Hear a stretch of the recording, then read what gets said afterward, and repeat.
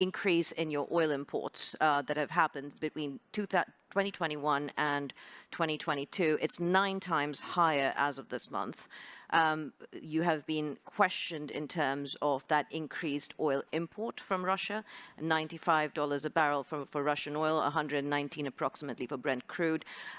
Is that profiteering? Is that looking out for your own interest? What does that really mean for foreign policy in India? And how do you tie non-alignment with 9 times more oil imports out of Russia? How do you make the two meet? Well, look, first of all, honestly, I don't see a non-alignment oil connection at all. I mean, today Europe is buying oil. Europe is buying gas. I just read the new package of sanctions. Now, the package is designed in a way in which consideration has been given to the welfare of the population. So, pipelines have a certain carve-out. And timelines have been given. It's not like tomorrow morning everything's going to be cut off. So, people need to understand, if you can be considerate of yourself, surely you can be considerate of other people. So, if Europe says, look, we have to manage it in a way in which its impact on my economy is not traumatic. That freedom or that choice should exist for other people as well. Now, in terms of our oil purchases, we don't send people out there saying, go buy Russian oil. We send people out there saying, go buy oil. Now, you buy the best oil you can in the market. So I don't think I would attach a political messaging to that. I would also... How do you not conflate the two? I mean, I know the Indian-Russian relationship is strong, but you also have issues with China. How do you then sit back and define Indian foreign policy at this point where the West seems to be quite vociferous in trying to curtail funding for the war in Ukraine, whereas by purchasing this oil for national interest, India is being asked, are you funding this war? So, look, I mean, I don't want to sound argumentative, but then tell me if buying Russian gas is not funding the war? I mean, why is it's only Indian money and oil coming to India which funds, but it's not gas coming to Europe which funds? I mean, look, somewhere, I mean, let's be a little even-handed out here. And even this, look, the whole narrative that it's gone up 9 times. I mean, it's gone up 9 times from a very low base. And it was a very low base because at that time the markets were more open. Why if countries in Europe and the West and the United States are so concerned, why don't they allow Iranian oil to come into the market? Why don't they allow Venezuelan oil to come into the market? I mean, they've squeezed every other source of oil we have. And then say, okay, guys, you must not go into the market and get the best deal for your people. I don't think that's a very fair approach. So talk to us about the second aspect that Indian foreign policy is being questioned at this point when it comes to wheat bans and food bans of exports. How does that then correlate? Because we're talking about the global south and the east that is being squeezed by Russia's issues with allowing Ukrainian grains to be exported. But by India doing the same, again, aren't those weakest people in the world being subjected to the same kind of issues from India? Do you see that as supporting Russia, or is it a completely different element that we don't understand in the West, that your perspective is different? I think answer is B. You don't understand in the West. But it isn't just the West, okay? I don't think people understand because they're not actually tracking the trade. We have been exporting wheat, okay? Typically, we export about 2 to 3 million tons. Last financial year was a better year. We exported about 7 million tons. This year, before the heat wave hit us very badly, the expectation was that we would do substantial exports, and we were open. I mean, in fact, Prime Minister himself had said on various occasions, saying, look, we see that there's a food crisis in the world and we'd like to be of help. But what we then saw was a kind of run on our wheat a large part of it done by international traders based out of Singapore and I think to some degree maybe Dubai. The result was actually the low-income countries, many of whom were our traditional buyers, like our neighbors, Bangladesh, Sri Lanka, Nepal. These are our traditional buyers. Okay. Interestingly, the Gulf buys regularly from us. I heard Dr. Tedros in the earlier session talk about Yemen. Yemen buys from us. Sudan buys from us. Okay. Now, what we saw was the low-income buyers were being squeezed out. The wheat was actually being stocked for being traded. So, in a way, our goodwill was being used for speculation. Mm-hmm. So we had to do something to stop that because it was also impacting us at home. Our prices were going up. So I want to be very clear what we have done. We have actually said, look, we're not going to give speculators an open access to the Indian market so that the Indian customer and the LDCs of the world get the short end of that. Yeah. What we are still open to doing is where we see a kind of a deserving country wanting wheat, very glad to supply it within the realm of possibility. And just for the record, I think we've done this year wheat exports to about 23 countries.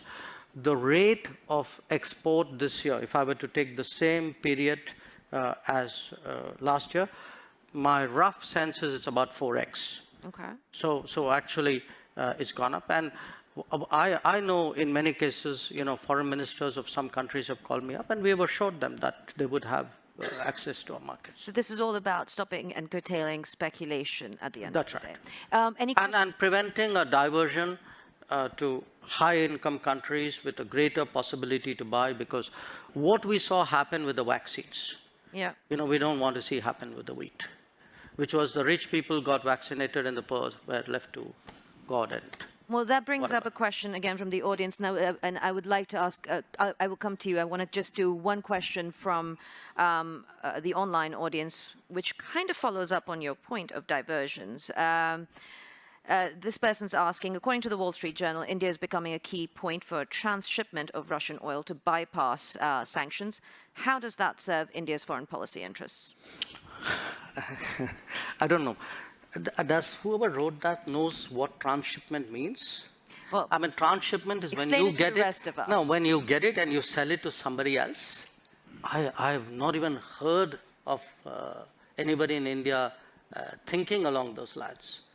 So yes, we do buy. So you're saying the Wall Street Journal report is inaccurate that they're quoting? Politely, yes. Okay. So I can say it less politely, India is not a conduit to any Russian oil transactions. No, not at all. I mean, listen, please understand the oil markets. There's an enormous shortage of oil. There's a physical shortage of oil. Getting access to oil is difficult. I mean, a country like India would be crazy to get oil from somebody and sell it to somebody else. I mean, this is nonsense.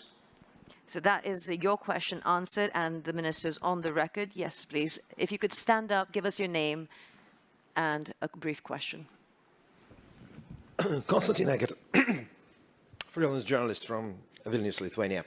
Dr. Jaishankar, with the Indian government essentially ignoring war crimes in Ukraine, not condemning Russia, not doing sanctions, you then expect, I'm totally sorry, I know what I do, with India counting on global support for in its struggle with China, its issues with China. How do you think you'll be trusted by others after that? Why do you think anyone will help Delhi after you didn't help others over Ukraine? Thank you. It's an interesting question which you might, I mean, not you, meaning you personally, but people might want to ask themselves, because if I were to take Europe collectively, which has been singularly silent on many things which were happening, for example, in Asia, you could ask, why would anybody in Asia trust Europe on anything at all? So here's the take. I don't think, I mean, first of all, I think you're mischaracterizing our position, where they have, for example, when Bucha happened, we condemned Bucha. And we actually asked for an investigation into Bucha. In terms of what is happening with the Ukraine conflict, our position is very clearly that we favor an immediate cessation of hostilities. It's not that we've ignored it, unless you call phone calls to Putin and Zelensky as ignoring something. So first, I would urge you to get the factual position accurately. Secondly, in terms of the connection you are making, look, we have a difficult relationship with China. We're perfectly capable of managing it. It's if I get global understanding and support, obviously it is of help to me. But this idea that I do a transaction, that I come in one conflict because it will help me in conflict too, that's not how the world works. So a lot of our problems in China have nothing to do with Ukraine, have nothing to do with Russia. They predate it. And there are, if we are getting into who is silent on what issue at what point of time, I could point to a whole lot of issues on which, as I said, Europe has sort of held its peace. So, it's a great polemical point you made. So I take it in that spirit. I think as a follow-up to that, a lot of the noises I've been hearing, both in the United States and here in Europe, is on a similar train, that you have a problem with China on the border. It's been going on for decades now. It is getting worse. What position does that leave you in when it comes to seeking support if further incursions are done, further skirmishes happen at the border or within the border, to kind of echo what's happening in Ukraine in terms of sovereignty issues that are being raised? Sorry, do you mind if I interrupt you here? No, please do. But I want to come back to a question, the crux of the question, which I asked a few people in the political circles, in the financial circles. What's your big question? And one of the foremost geopolitical strategists on Wall Street sent me this question for you. Mm-hmm. And the question is simple. If and when the choice comes down to it, not today, not tomorrow, but in the future, and she strongly believes it will, for India, will it become, in terms of support, the US or China? And that will be kind of a defining moment that comes out of the situation that we face with Russia right now. Look, number one, why I wanted to interrupt you in a way. I'm partly reacting to the previous observation. Somewhere Europe has to grow out of the mindset that Europe's problems are the world's problems, but the world's problems are not Europe's problems. That if it is you, it's yours. If it is me, it's ours. I think that's something, and I see, reflections of that. Again, in terms of, there is a linkage today which is being made. A linkage between China and India and what's happening in Ukraine. So come on, guys. China and India happened way before anything happened in Ukraine. So the Chinese don't need a precedent somewhere else in the world on how to, engage us or not engage us, or be difficult with us or not be difficult with us. So as I said, I just see this as frankly a not very clever argument, a very self-serving one. This idea that, your grand strategy must be about how you will choose. I will do what, as all of us do.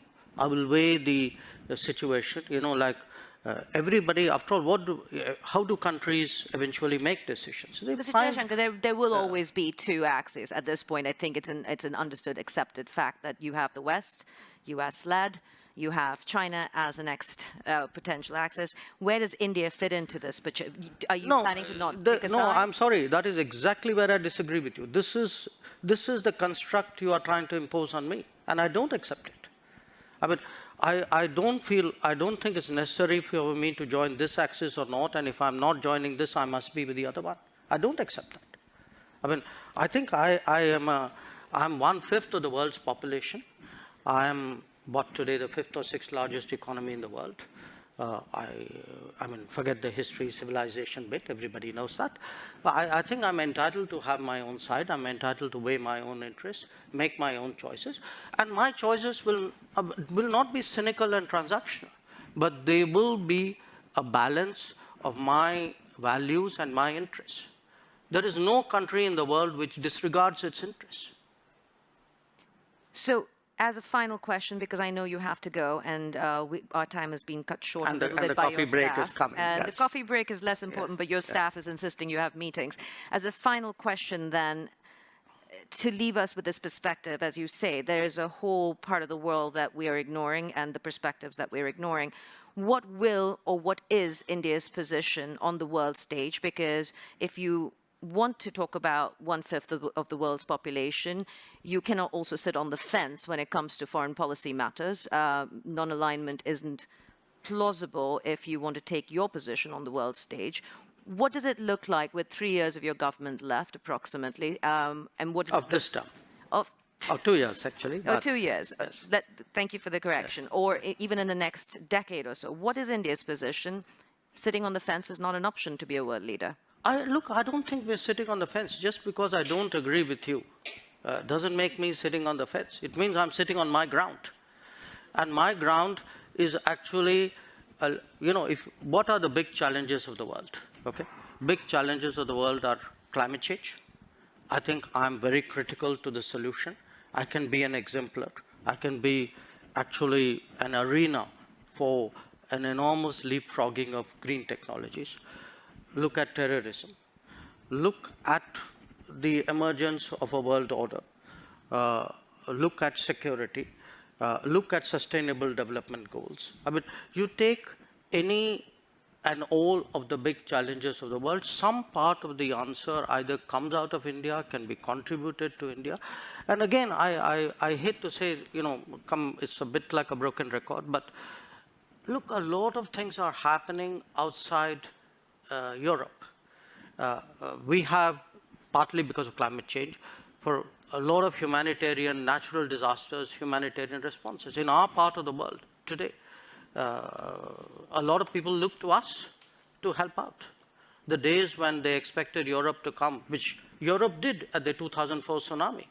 The difference today is nobody's even thinking of that anymore.